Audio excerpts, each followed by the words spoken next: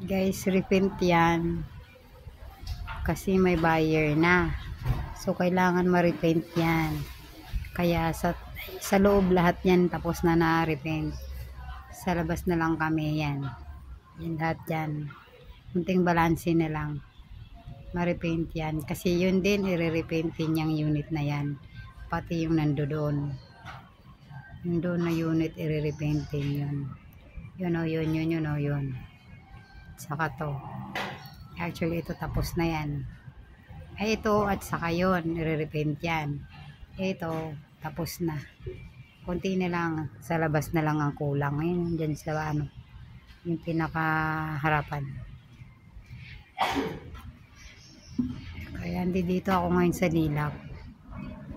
Sana matapos agad to at mayari na matuto kami sa project namin.